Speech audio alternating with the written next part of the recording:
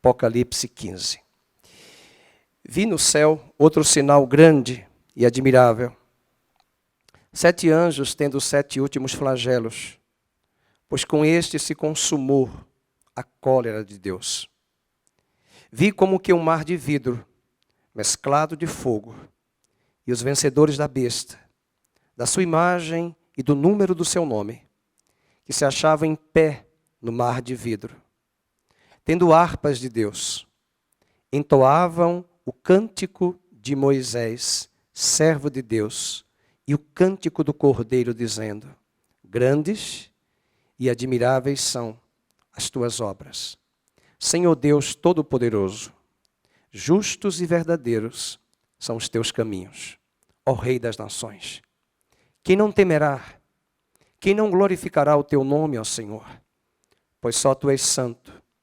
Por isso todas as nações virão e adorarão diante de ti, porque os teus atos de justiça se fizeram manifestos. Vamos orar. Pai, nós queremos te render graças. Foi cantado aqui hoje, graças te damos. Bendizemos o teu nome, pela cura, pelos milagres, pelo cuidado, pela proteção, pela provisão do Senhor. Aos que estão aqui, aos que estão em casa, aos que estão nos acompanhando ao vivo, nesta internet, nesta mensagem, que o Senhor possa ministrar as necessidades da tua igreja, edificar o teu povo pela instrumentalidade da tua santa palavra.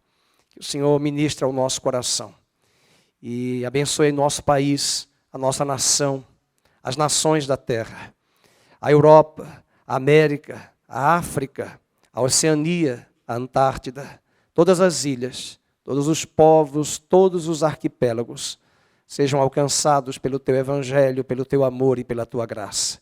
Que o Senhor se revele às nações, se revele aos presidiários, aos enfermos nas UTIs, nos hospitais, àqueles que estão encarcerados. Tua palavra diz: lembrai-vos dos encarcerados.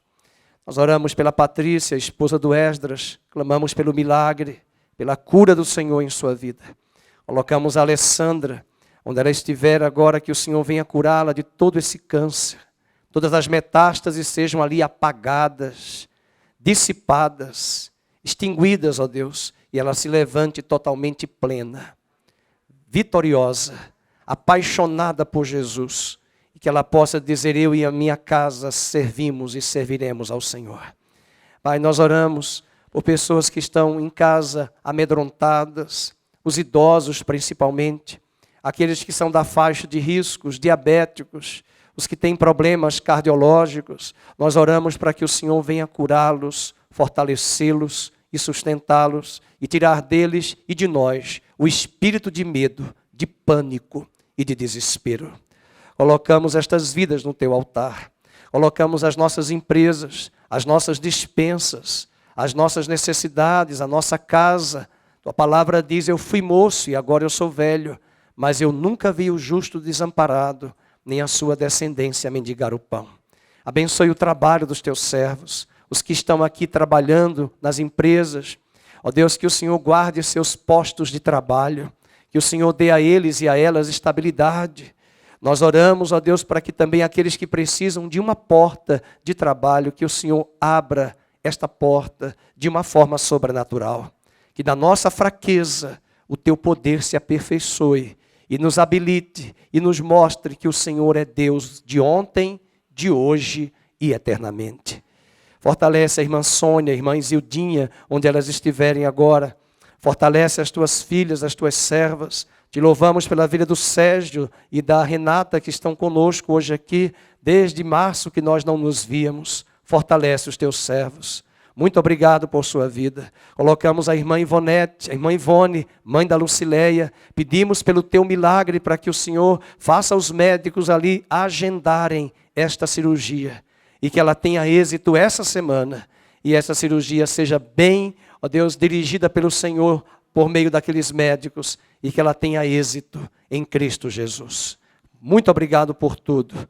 E continua falando conosco, fortalecendo o nosso coração, para que nesses dias maus, difíceis, de tantas vozes, discursos e falácias, nosso coração não seja abalado.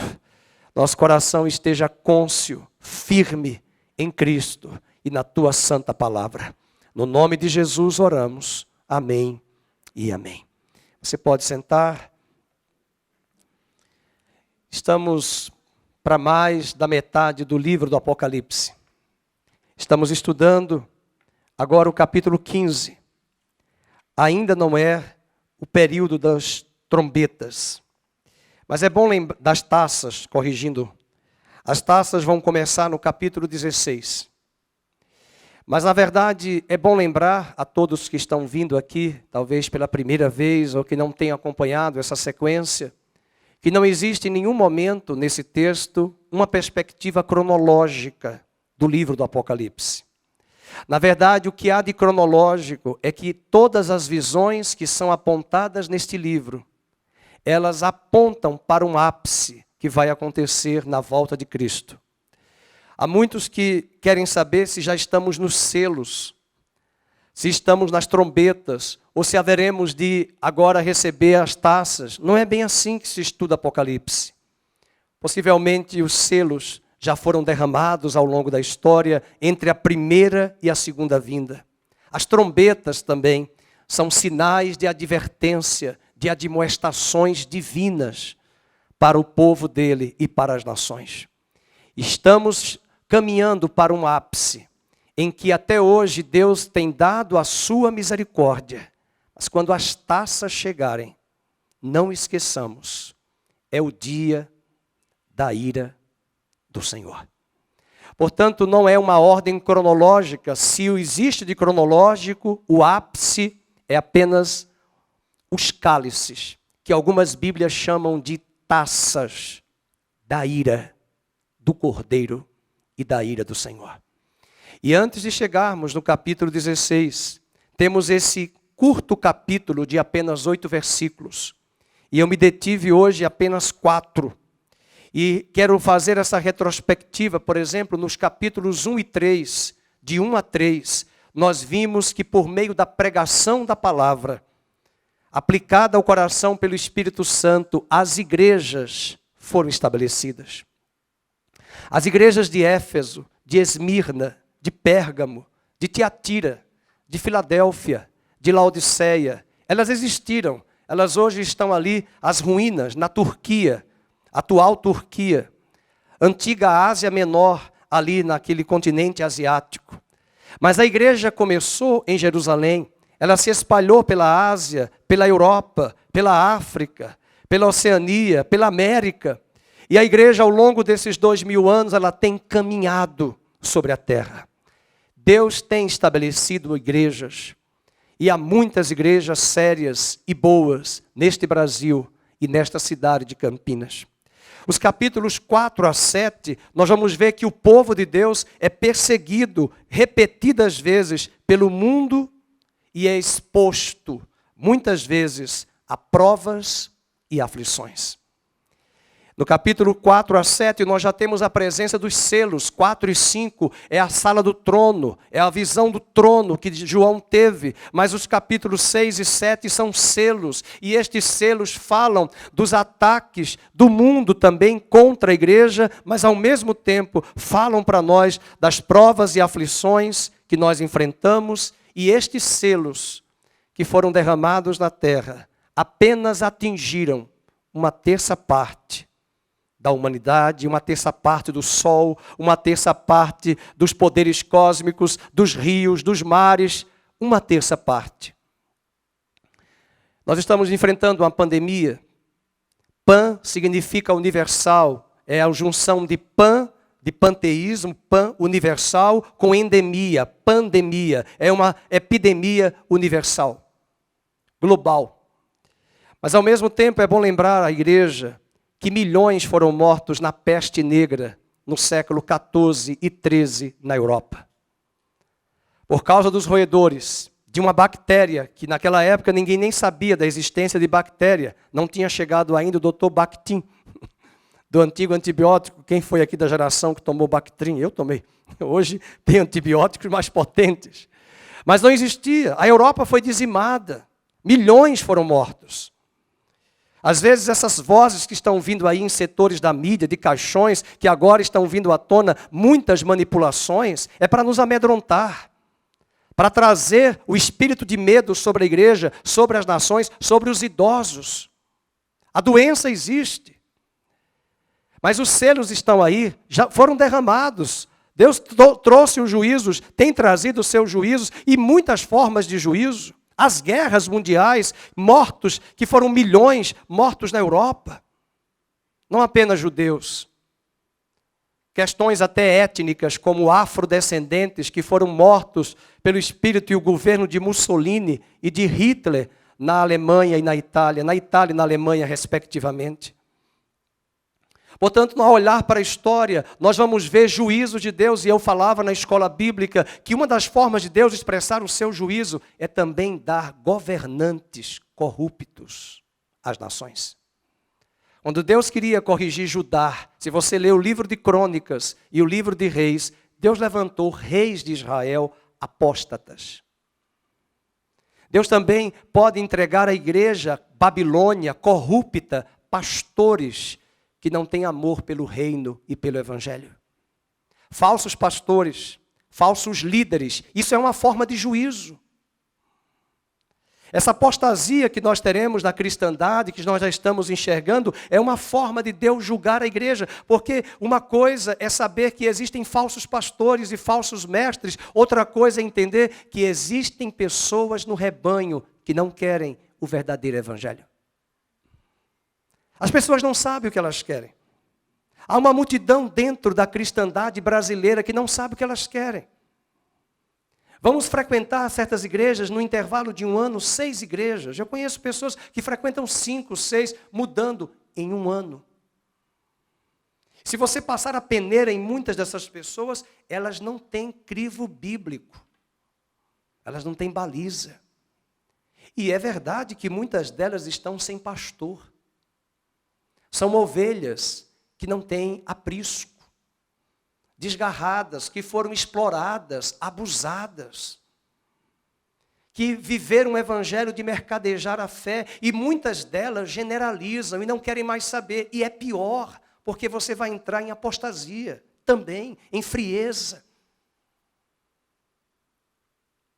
São selos, são formas de Deus julgar as nações e a igreja dele. Ao longo de todos esses anos, se você estudar profundamente a história da igreja e a história dos avivamentos, você entenderá o que eu estou dizendo. Existem assuntos que a gente não consegue colocar aqui. E uma das coisas que eu chamo muita atenção de muitas pessoas que são críticas, estude a história da igreja. Não leia apenas a Bíblia, estude Atos, mas estude a história da igreja cristã. A igreja não começou há 100 anos. A igreja começou há 2000 anos na terra, mas ela nasceu no coração de Deus desde a eternidade. O apóstolo João escreveu Apocalipse dizendo que o Cordeiro de Deus foi morto antes da fundação do mundo. E o Evangelho de Deus nasceu desde os tempos eternos. Romanos capítulo 1 e Timóteo capítulo 1, verso 1 diz que o Evangelho nasceu desde os tempos eternos. Não nasceu na terra. Os anjos que trouxeram a mensagem, Hosana, nasceu na cidade de Davi, em Belém, o Filho de Deus. E paz à terra seja dada aos homens. Paz seja dada, porque a mensagem veio do alto, o Evangelho veio do alto, desde os tempos eternos. E um dos grandes livros que eu indico para você fazer a leitura, que vai edificar, e esse para mim é o melhor livro da vida cristã que eu já li em toda a minha vida, da eternidade até aqui, é o melhor livro, da eternidade até aqui. E o autor mostra a história do Velho Testamento até o Novo Testamento, como Deus foi tecendo na história da humanidade um povo. Invista em literatura cristã. Eu estou relendo agora um dos clássicos do C.S. Lewis, Cristianismo Puro e Simples. Um homem que era ateu, professor de Oxford, na Inglaterra, se converteu a Cristo, escreveu Crônicas de Nárnia, era professor de letras em Londres, em Oxford, que digo. Muito amigo do autor lá do livro, que depois a Disney Pictures pegou os direitos autorais do Senhor dos Anéis, o Tolkien. Ambos eram ateus.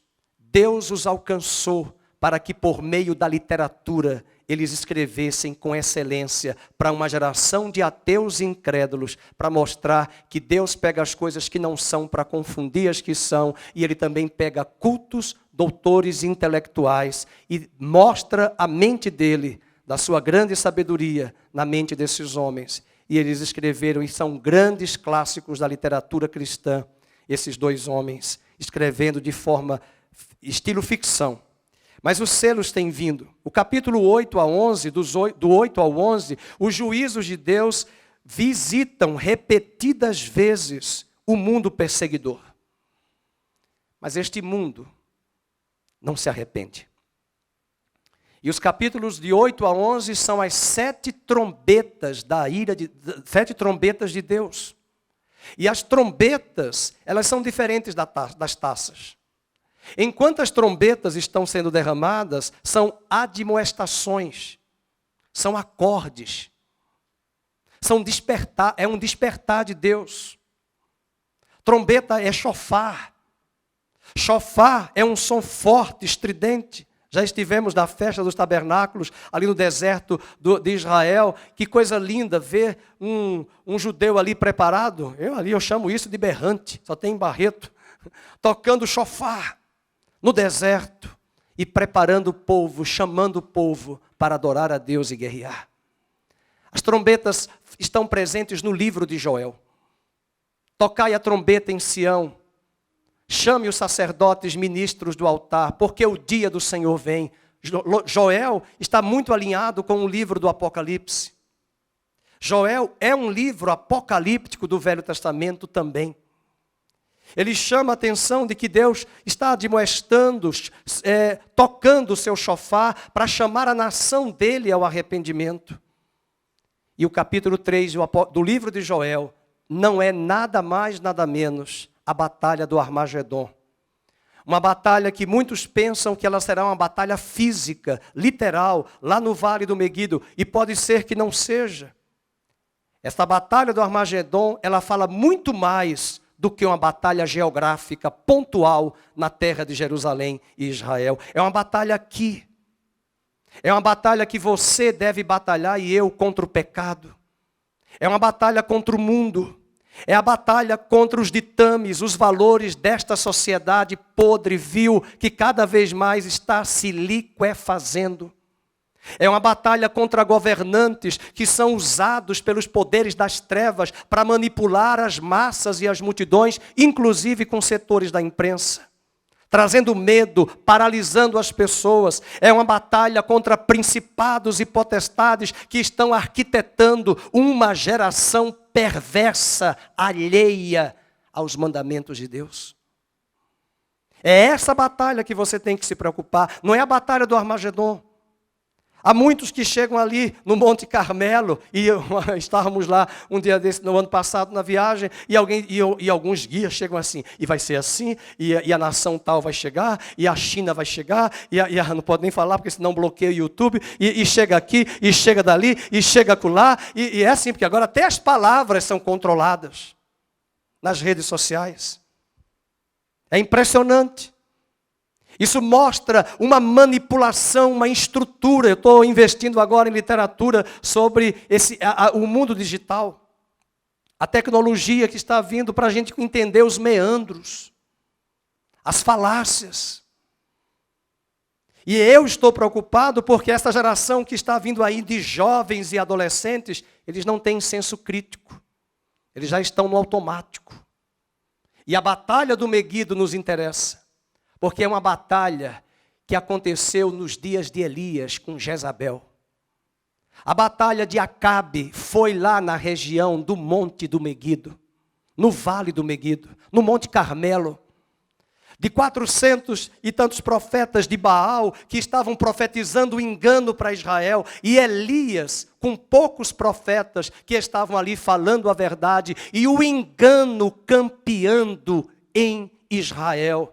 Essa é a batalha, é o espírito de engano que está lá no capítulo 16 de Apocalipse, que vai sair sobre a terra para enganar as nações. Enganar com mentiras, enganar com falácias, enganar com discursos aos pais, aos jovens, de que basta apenas ter uma boa formação acadêmica, e não é verdade. Preparar os nossos filhos, os nossos jovens, apenas para a vida secular, para o trabalho, com excelência. Continue fazendo isso, mas é preciso prepará-los para eles terem o Senhor Jesus em seus corações, para que quando eles chegarem nas empresas, eles tenham critérios e valores para tomar decisão. A marca da besta está solta. Os critérios estão aí, o fast food está aí, o self-service está aí, e nós que temos o Espírito Santo já temos a marca da promessa, e os que não têm, têm a marca da besta. E eu não estou falando isso com vanglória, dizendo que eu tenho a marca do Espírito Santo, você também tem. Mas nem todos da nossa família têm. Nem todos na igreja têm. Porque existem pessoas dentro das igrejas que não nasceram de novo. Tem pessoas na igreja que são ovelhas. Ovelhas são diferentes de águias. Águias, elas têm visão. Ovelhas são boas em audição. Elas são atraídas por discursos. Elas não têm discernimento. Elas são péssimas em visão.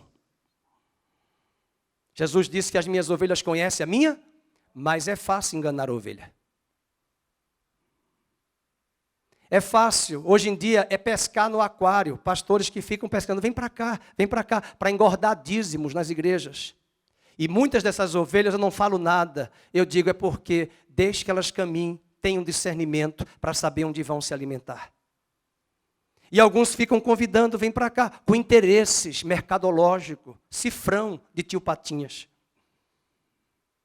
E as ovelhas são ingênuas, muitas vezes. Uma certa ocasião me convidaram para ir a Campinas, numa igreja, num bairro muito distante aqui. E eu cheguei numa igreja muito simples, um povo muito caloroso, muitas pessoas ali indoutas, mas um lugar agradável. Em 5 minutos que eu cheguei naquele lugar, eu senti a presença de Deus. Dobrei os meus joelhos. Quando eu falo sentir, não estou falando de emoções. Eu chorei por mais de 30 minutos. Eu não conseguia parar de chorar.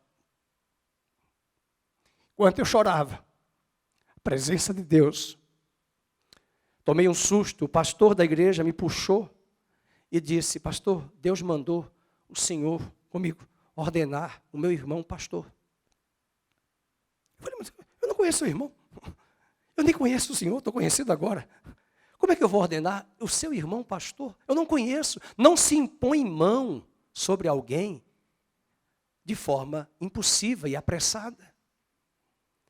Ordenação ao ministério pastoral é coisa séria.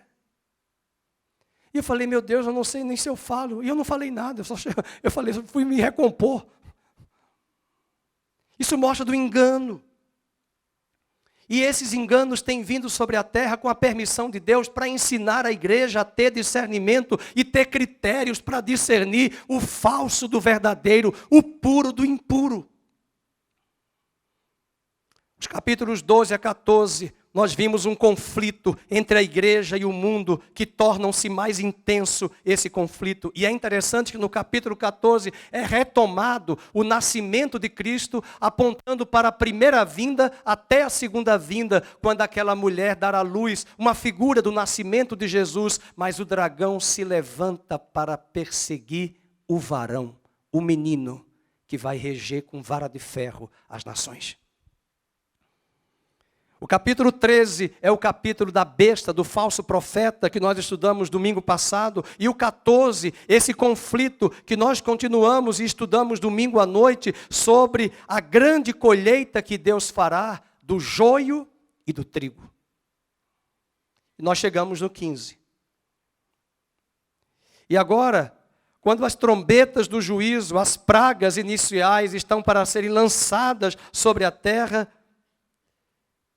a pergunta que nós podemos fazer é, permitirá Deus que esses homens continuem impunes? Por que que esses homens não se arrependem? Ao longo dos capítulos 6, 7, 8, até o 14, nós vamos encontrar que as nações não se arrependeram, que os homens não se arrependeram, e eu estou falando da minha família, da minha vida e até mesmo de mim como igreja.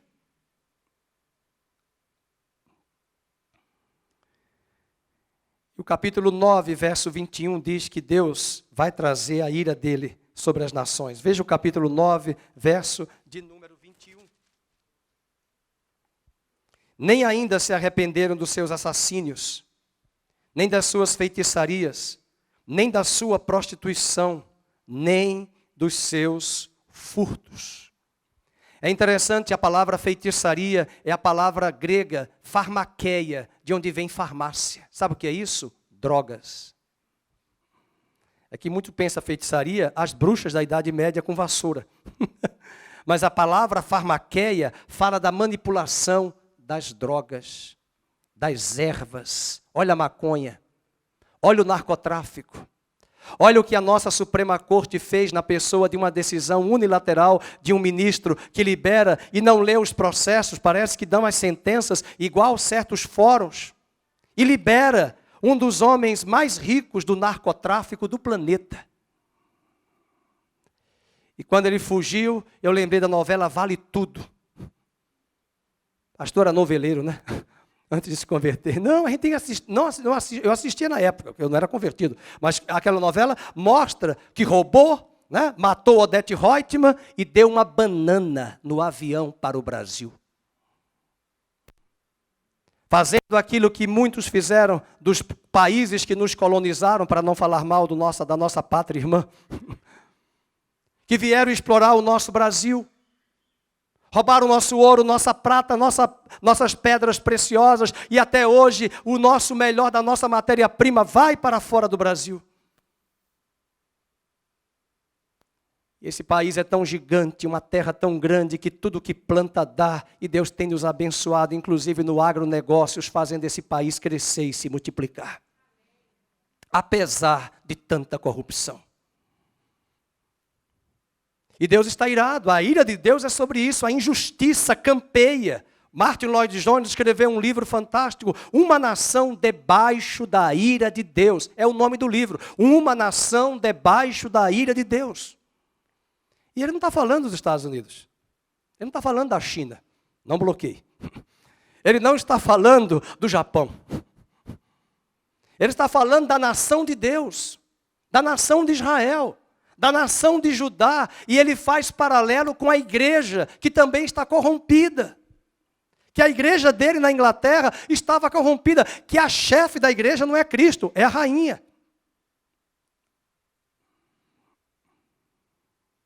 E nas trombetas, um terço da terra, do mar, dos rios, do sol, dos homens são atingidos. Mas nas taças a ira de Deus se consuma. Volta para o capítulo 15. Vocês acabaram de ler que eles não se arrependeram. E Deus vai chegar agora com a sua cólera. Veja o versículo 1. 15:1. Vi no céu outro sinal grande e admirável. 7 anjos tendo 7 últimos flagelos, pois com este se consumou o quê? A cólera de Deus. Então, nas trombetas, tanto as trombetas quanto as taças referem-se ao mesmo período. E à medida que avançamos para o fim, as cenas vão se tornando mais fortes e o juízo de Deus vai ficando mais severo.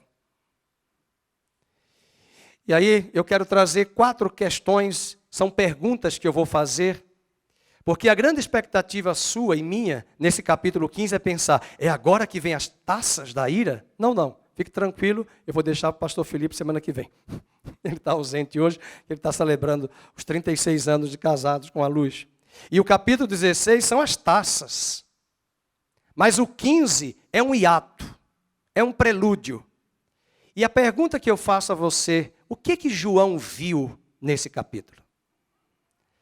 Talvez esse é o grande problema e a pergunta é importante porque tem muita gente na igreja vendo só pessimismo.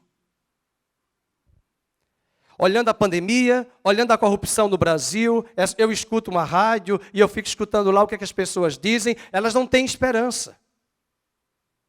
Ontem eu estava escutando o hino nacional de Israel. O nome do hino é uma palavra hebraica que quer dizer esperança. Música linda. Tem até um tom assim meio, sofrência. Mas o hino quer dizer esperança. E o hino eles remete à ideia de que a terra dos nossos pais, heretes de Israel, um dia nós teremos paz e o Messias virá e reinará. Quando você olhar para todo esse cenário de tragédia, de taças, por favor, pare um pouco. João não vai falar das taças sem antes ele ver uma multidão no mar de vidro cantando o cântico da redenção e o cântico dos remidos do Senhor. Veja, por exemplo, no versículo de número 2, o que é que ele viu?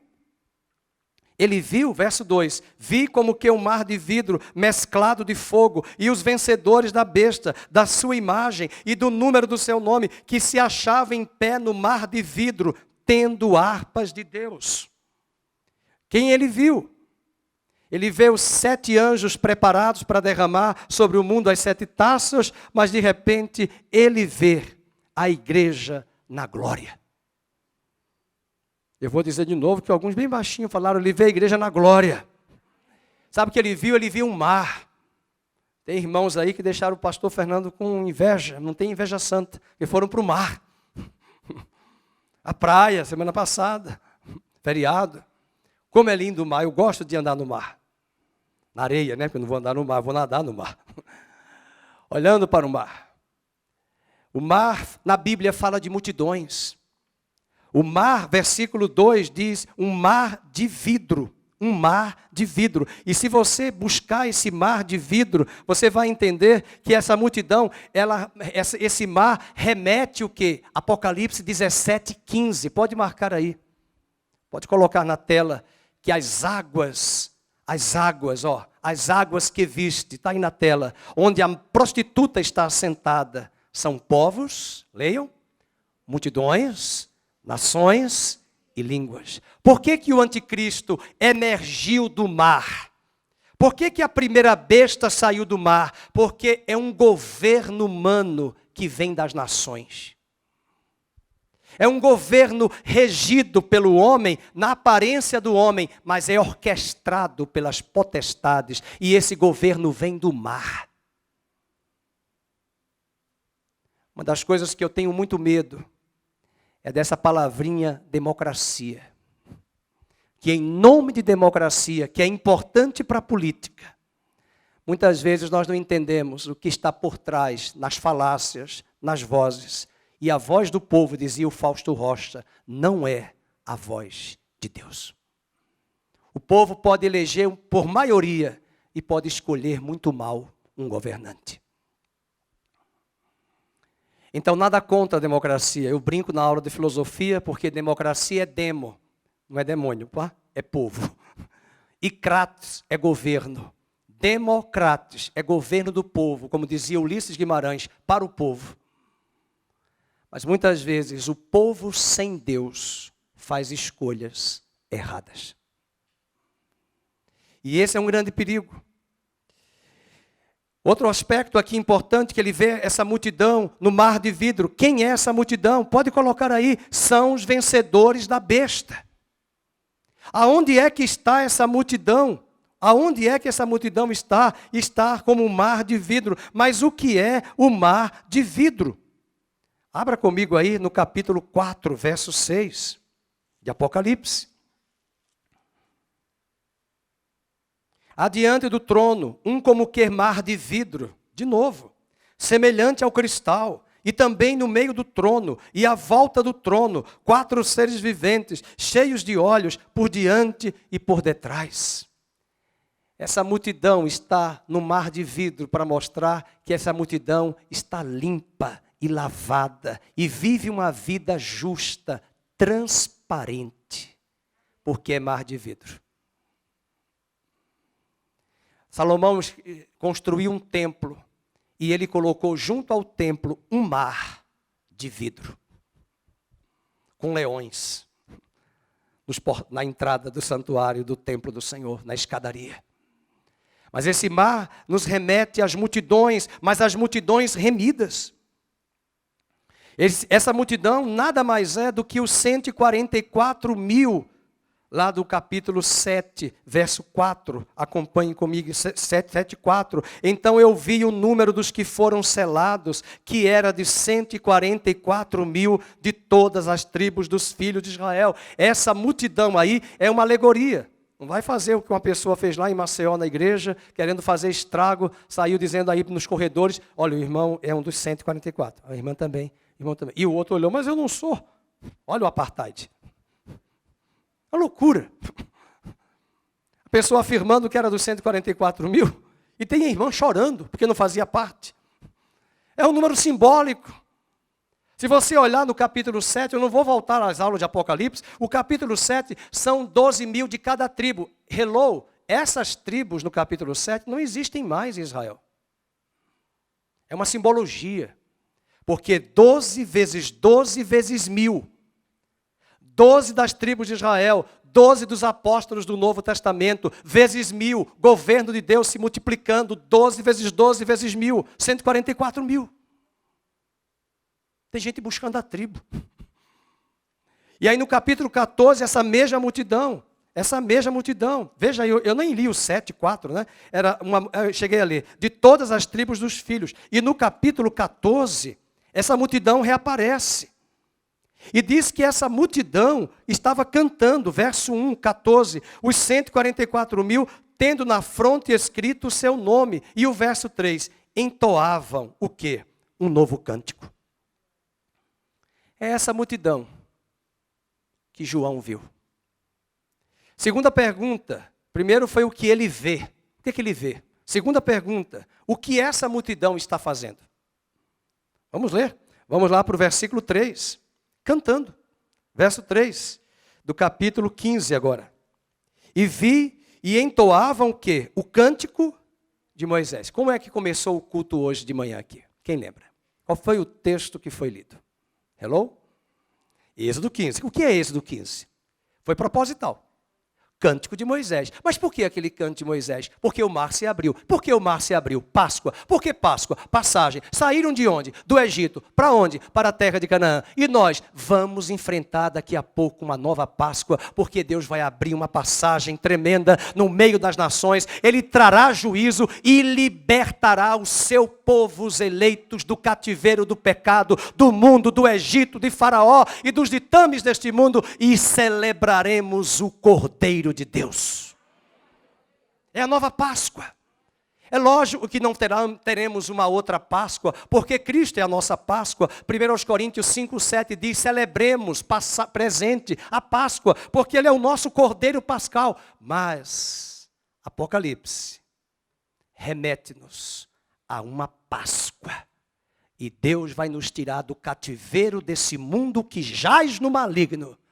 E celebraremos o Redentor, que com braço forte nos tirou das trevas do engano para o reino da sua luz. E não será mais um reino invisível, porque naquele dia todo olho verá. O que essa multidão está fazendo, cantando? Eu não sou pastor de ficar dizendo assim, repita para o seu irmão. Não gosto disso. Ninguém gosta. Aqui o povo já está vacinado. Diga para o seu irmão. Uma vez eu estava na igreja, a pessoa falou, diga para o seu irmão, eu te amo. Como é que eu vou dizer eu te amo se a mulher é casada? Nem conheço. Isso é apelo. Isso é apelo. É gente que não tem conteúdo e fica lá trazendo serviço, inventando coisa. Mas eu quero dizer uma coisa, lá no céu vai ter muita música. Não sei se vai ter muito barulho, que alguns irmãos reclamam de igreja barulhenta, de pastor que fala alto e grita, mas vai ter muita música. Muita celebração, muito coral, muita adoração. Só no livro do Apocalipse é cântico, cântico, cântico, cântico, cântico, cântico. E nós vamos cantar. E se você está dizendo, eu não tenho voz, mas você vai cantar. Você vai ter um homem perfeito em Cristo, então vai ter a voz perfeita. Prepare-se, contralto, tenor. Viu, irmão Mário? Tenor. Tira a máscara e vamos cantar. Até o pastor Felipe vai cantar. Ter contralto, ter tenor. Todo mundo vai cantar. E as músicas lá são letras impecáveis. Digno é o Cordeiro de Deus. Não é que Deus me deu vitória para comprar um carro, minha esposa, meu marido, meu filho, meu bebê. Não! Digno é o Cordeiro de Deus, que com o seu sangue comprou para Deus homens e mulheres de todas as tribos, raças, línguas, povos e nações. A Ele pôs a honra, a glória, o louvor, a majestade, a adoração, a soberania. Digno é o Cordeiro, digno é o Cordeiro, digno é o Cordeiro. As pessoas se incomodam porque a gente canta. Cante, meu irmão, entre na música. Às vezes, muitas vezes, você está preocupado porque o volume está alto, mas é o louvor que vai te libertar. Para de que a Bíblia, intelectualidade bíblica, teológica, não vai libertar você. Nós precisamos da Bíblia e do Espírito. Amém? É da Bíblia e do Espírito. Igrejas que só têm a Bíblia, elas podem ficar tão zelosas na tradição e perder a vida. E outras ficam só no espírito, vazias, porque não tem fundamento bíblico. Essa multidão está fazendo, está cantando.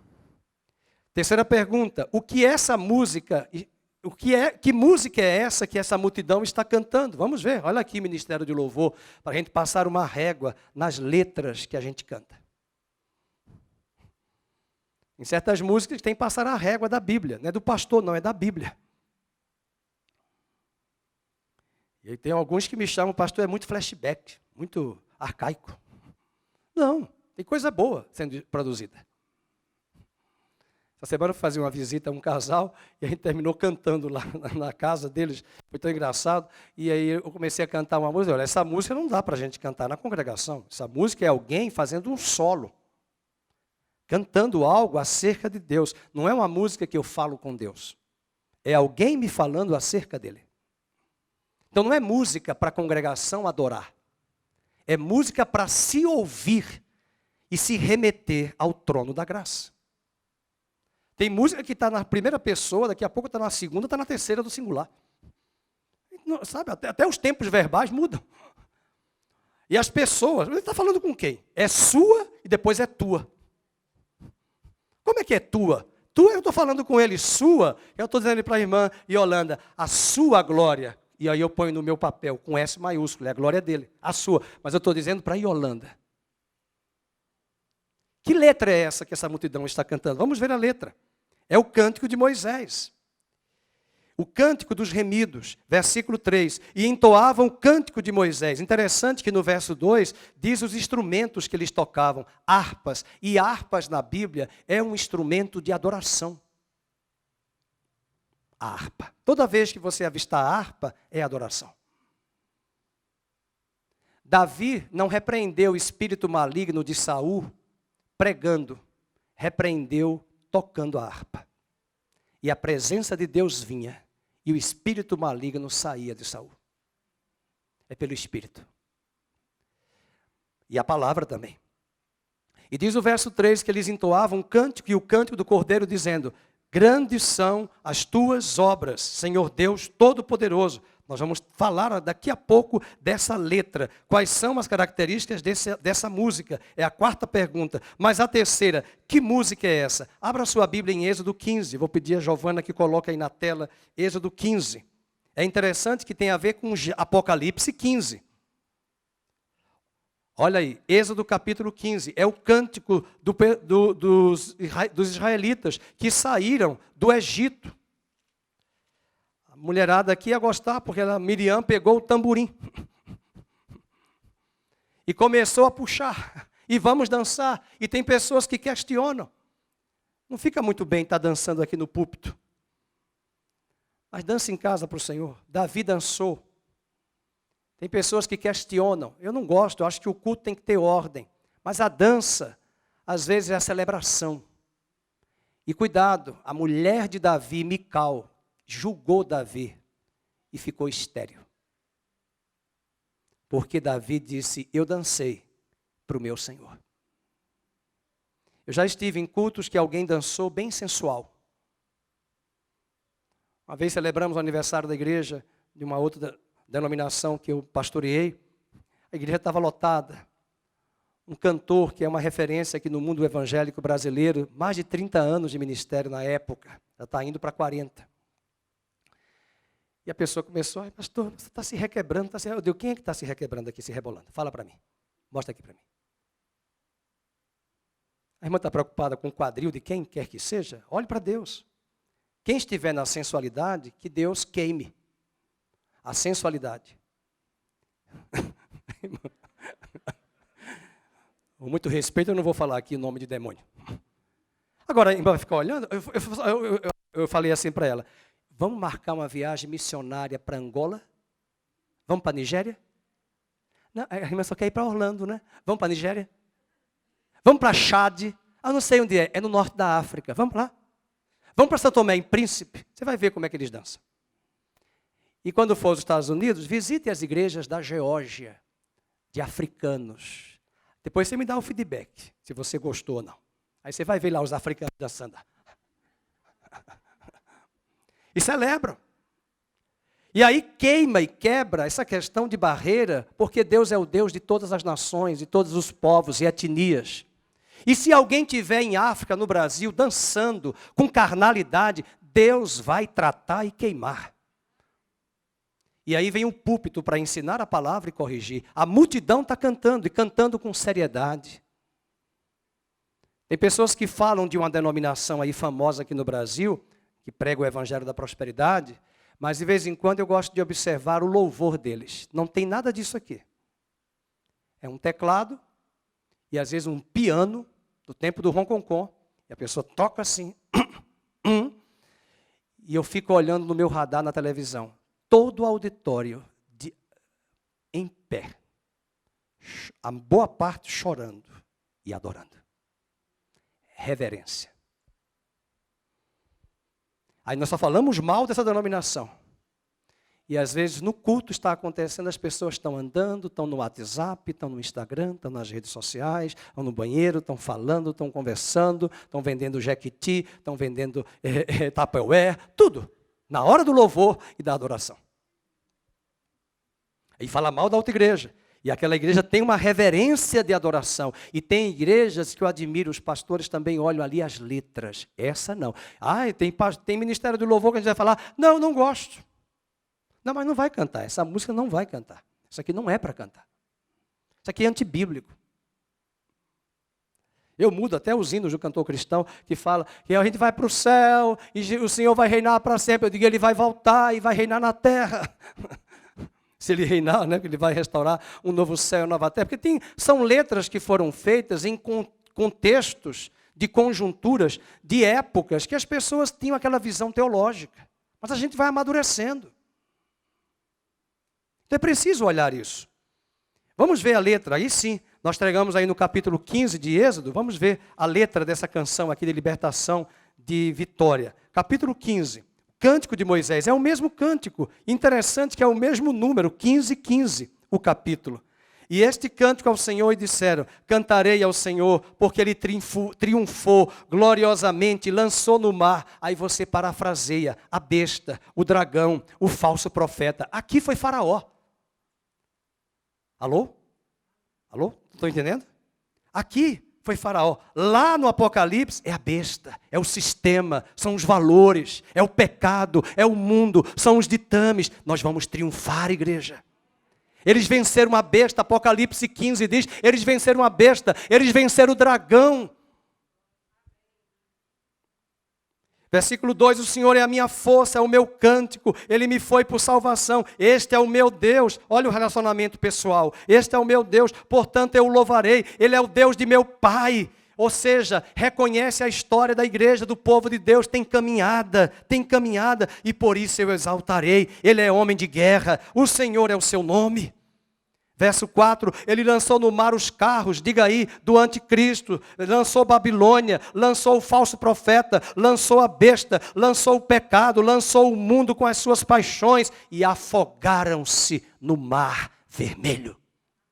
Lá no Apocalipse, e afogaram-se no lagar da ira de Deus. No lago de fogo e de enxofre. É uma metáfora. Versículo 6, a tua destra, ó Senhor, é gloriosa em poder, a tua destra, ó Senhor, despedaça o inimigo. Esse é o cântico de Moisés. Voltemos para Apocalipse, rapidamente vamos ver a letra da música. A letra. Vamos agora ter critérios. Qual é o conteúdo desta música? Vamos ler, nós vamos cantar. O Ministério de Louvor já vai se programar para a gente cantar esta canção.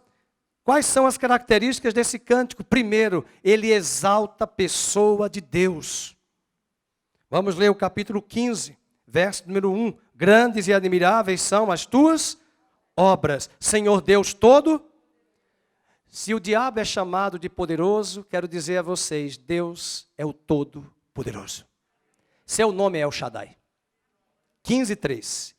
E ele triunfou, e ele é o rei das nações. E se lá no capítulo 13, aleluia, quem lembra do capítulo 13 da besta? Há uma pergunta, quem é como a besta? Olha, quem é como a grande besta? E o capítulo 15 diz, quem não glorificará o teu nome? Verso 4, vamos ver? Quem não glorificará o teu nome? Pois só tu és santo. Quem não temerá o teu nome? Deus é santo, e ele é diferente de todos os governantes e reis dessa terra. Segundo o conteúdo da letra, esse cântico exalta as obras de Deus. Volta para o versículo 1. Grandes e admiráveis são as tuas obras. Que obras? A justiça, a eleição, vai dando glória, irmãos, a redenção, a santificação, a glorificação, a predestinação,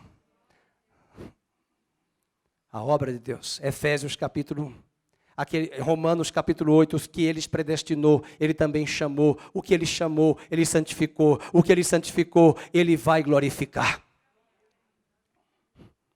As obras de Deus, grandes e admiráveis são as tuas obras. Interessante, né? Todo mundo quer saber as taças.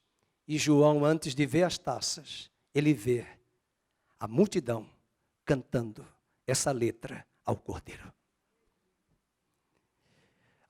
O terceiro ponto da letra é que esse cântico exalta os caminhos de Deus. Eles são justos e verdadeiros. Verso 3. Grandes e admiráveis são as tuas obras, Senhor Deus Todo-Poderoso. Leiam, justos e verdadeiros são os teus caminhos. Deus não pode ser acusado de injustiça. Eu ainda aprendi na igreja romana que Deus não se questiona, caminha com ele e obedece. Para Deus eu não faço perguntas. Se eu fizer perguntas, foi a minha alma que fez. E Deus não tem a obrigação de responder. Se alguém encontrar qual foi a resposta de Deus para Jó, por que ele enfrentou tudo aquilo, me dá a resposta que eu estou atrás.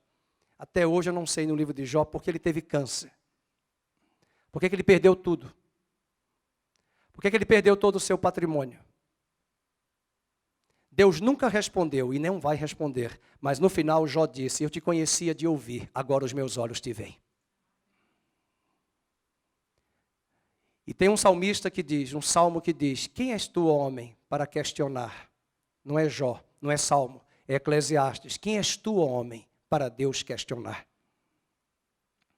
Esse cântico mostra que os caminhos de Deus são justos e verdadeiros. E esse cântico exalta o triunfo final de Deus. É o quarto ponto. Veja o versículo número 4. Por isso tu és santo, vamos ler juntos? E por isso todas as nações, olha o verbo no futuro do presente. Leiam.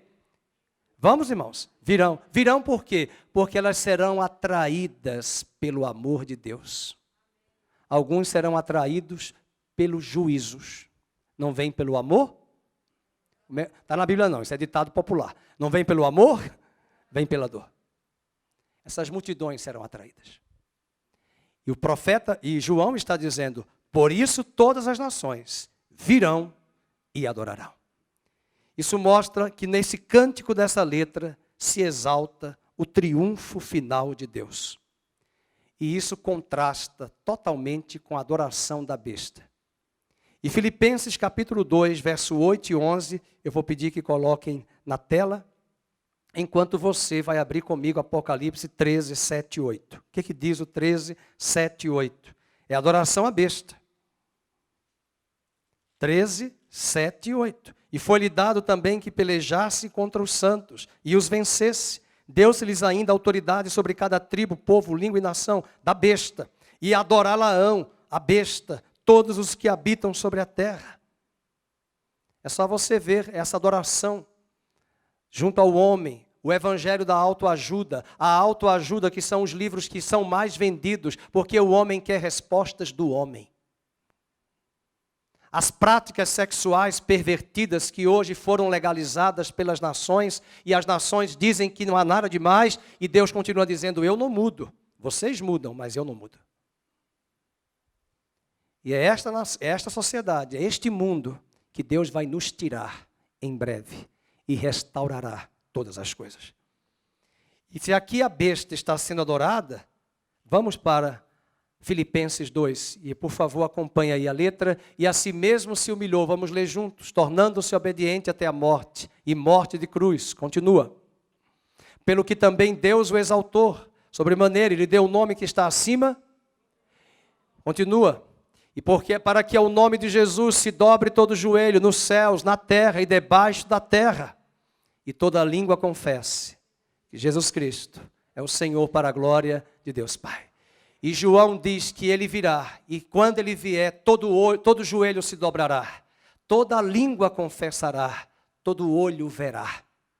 E as nações da terra lamentarão, baterão no peito, e os remidos do Senhor dirão, Maranata, ora vem, Senhor Jesus.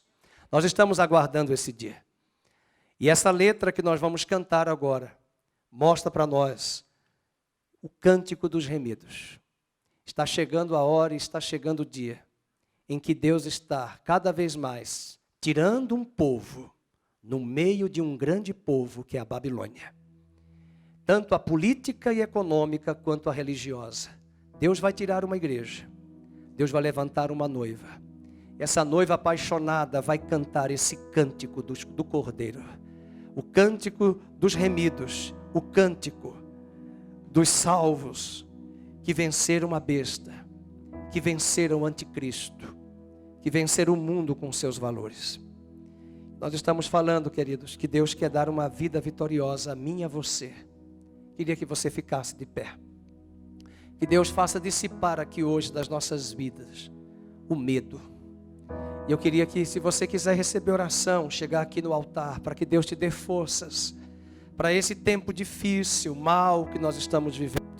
Que o Senhor venha fortalecer seus lombos, cingir seus lombos, fortalecer sua mente, seu coração, para que essa vida que já está em você seja uma vida triunfante sobre o pecado, sobre o mundo e sobre os valores.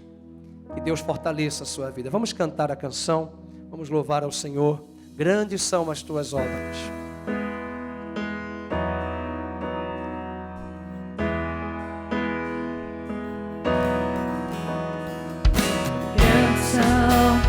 Tuas obras, Senhor Todo-Poderoso, justos e verdadeiros são os teus caminhos.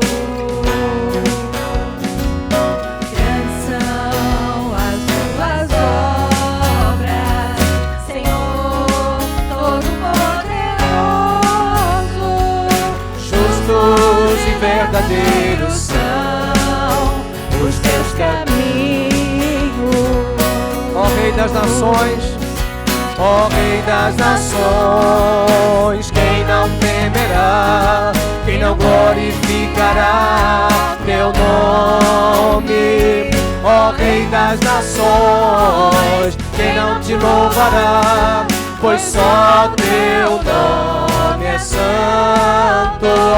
Ó Rei das Nações, quem não temerá, quem não glorificará teu nome? Ó Rei das Nações, Quem não te louvará, pois só teu nome é santo. Todas as nações virão, todas as nações virão e adorarão diante de ti, pois os teus atos de justiça se fizeram manifesto. Todas as nações virão, todas as nações virão, que adorarão diante de ti.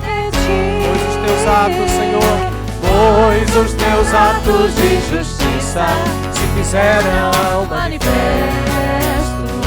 Ó Rei das nações, ó Rei das nações, quem não temerá, quem não glorificará teu nome, ó Rei das nações, quem não te louvará, pois só teu nome é santo. são as vozes e a bateria, ó Rei das nações, quem não temerá, quem não glorificará teu nome, ó Rei das nações, quem não te louvará, pois só teu nome é santo, ó Rei das nações, quem não temerá, Não glorificará teu nome.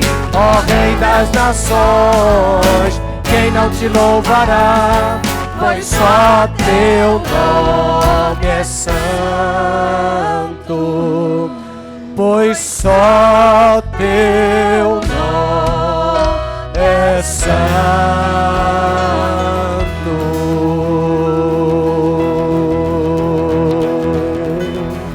Glória a Deus. Senhor, nós queremos colocar as nossas vidas, não queremos apenas ser ingênuos cantando esta letra tão linda, mas dissociada de uma vida plena, alinhada com o conteúdo desse texto. Nós oramos para que o Senhor encontre nesta terra um povo eleito, apaixonado pelo Senhor. E com essa mesma vida que o Senhor deu a esse povo, seja uma vida triunfante sobre todos os governantes, ditames e valores desse mundo, e todas as ações das potestades que incitam contra a igreja, incitam a igreja contra, ó Deus, o Senhor, que o Senhor prepare o teu povo, no meio de um povo que se diz nominalmente cristão, o Senhor levante a tua igreja, o teu remanescente fiel. Levanta, Senhor, fortalece, tira do nosso coração os medos, as angústias, as interrogações sejam hoje transformadas em pontos de exclamações, onde nós vamos celebrar o nome do Senhor e vamos vencer, como disse o capítulo 15 do Apocalipse. Eles venceram a besta, eles venceram o dragão, eles venceram o falso profeta, eles venceram o pecado, eles venceram o mundo. E nós vamos vencer pelo sangue do Cordeiro e pela palavra do nosso testemunho. Que o Senhor nos ajude, que o Senhor fortaleça cada vida aqui presente, os casados, os solteiros. Fortaleça cada família, tire de nós o medo, tire de nós o pânico, o desespero, dá-nos estabilidade, dá-nos prudência, dá-nos discernimento, dá-nos um amor grande pelo Senhor. Que possamos responder a este amor em serviço, em fidelidade, em aliança a Ti, Senhor. Que o Senhor te abençoe e te guarde, que o Senhor faça resplandecer o seu rosto sobre ti. Que o Senhor tenha misericórdia de ti, que o Senhor sobre ti levante a luz do seu rosto e te dê a paz. No nome de Jesus oramos. Amém e amém.